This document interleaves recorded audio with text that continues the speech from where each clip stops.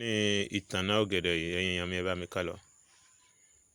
Àṣírí ọjọ́ ìbí Solution TV, ẹ bá mi subscribe, ẹ bá mi like, ẹ bá mi share, ẹ máa follow wa, ẹ máa follow page wa, ẹ bá tẹ love and like, ẹ máa share. Kíní tí ẹ ń wò yìí òun ni à ń pè ní ìtànná ọ̀gẹ̀dẹ̀, bóyá o tún ní orúkọ mi tẹ́yìn pé lọ́dọ̀ yín. Ìtànná ọ̀gẹ̀dẹ̀, ẹ ti rí ìtànná ọ̀gẹ̀dẹ̀ ọ̀mìmì, ìtànná ọ̀gẹ̀dẹ̀. Kíni tí kíní ìwúlò fún? Ó wúlò fún obìnrin tí inú rẹ̀ bá máa ń gbóná. Obìnrin tí inú rẹ̀ bá máa ń gbóná. Ìtànná ọ̀gẹ̀dẹ̀ ọ̀mìmì yìí, ẹ lọ bá mi wá bó ṣe wà yìí. Ẹ ti rí. Òun náà ló ṣí èpo yìí. Tí ẹ bá ti wá lódidi báyìí, ẹ wá wá àlùbọ́sà original. Tá à ń pè lálùbọ́sà original ni àlùbọ́sà tá a máa ń jẹ. N sọ pé fake làwọn yòókù, èyí tá a máa ń jẹ. Bí àlùbọ́sà ṣe ní aṣọ, eléyìí náà ní aṣọ oríṣiríṣi tó pọ̀, kódà àwọn ara rẹ̀ ló ti gbọ̀n dálẹ̀ yìí. Ẹ bá mi tẹ love and like, ẹ bá mi share rẹ̀. Ó ń ṣiṣẹ́ fún inú obìnrin tó ń gbóná.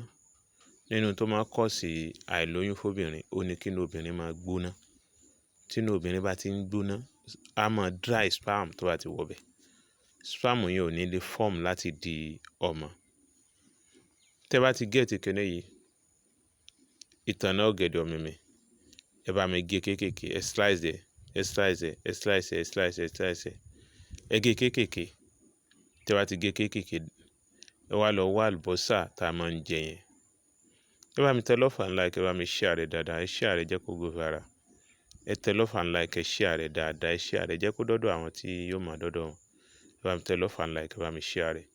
Àṣírí ọjọ́ ìbí Solution TV, ẹ bá subscribe sórí YouTube wa ẹjọ́, ẹ ṣé gan. Fún ẹni tó bá ní ìbéèrè 07033449598. Ẹ jọ̀ọ́, ẹni tó bá ní question, ẹ jẹ́ á wo fídíò yìí dáadáa o. Mi ò ní fẹ́ káwọn béèrè pé ẹ tún bá mi ṣàlàyé lẹ́ẹ̀kan sí síbí, ẹ bá mi sọ ní voice note sí WhatsApp. No, ẹ wò dáadáa. Tẹ́ bá ní béèrè tí ó bá yé yín bẹ́ẹ̀ lásán ni kẹ́ẹ̀kan béèrè. Ṣùgbọ́n gbogbo àlàyé náà láti ṣe síbí báyìí. Torí táwọn èèyàn wa máa dá àlámọ̀ sí ni pé ẹ dákun ẹ tó bá mi sọ sórí WhatsApp, mo fẹ́ máa tún gbọ́.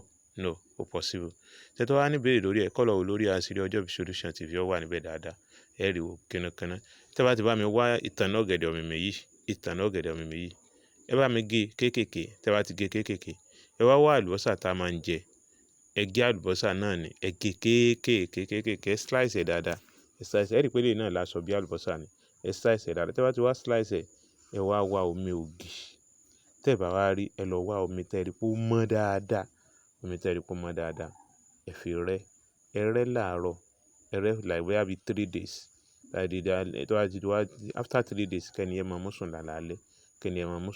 Pẹ̀lú ògo Ọlọ́run, ní tí ń jẹ́ inú gbígbóná yóò lọ fún. Ní tí ń jẹ́ inú gbígbóná fún irú obìnrin bẹ́ẹ̀ yóò lọ. Ẹ bá mi tẹ love and like, ẹ bá mi share rẹ̀. Ẹ bá mi tẹ love and like, ẹ bá mi share rẹ̀. Àṣírí ọjọ́ ìbí Solution TV.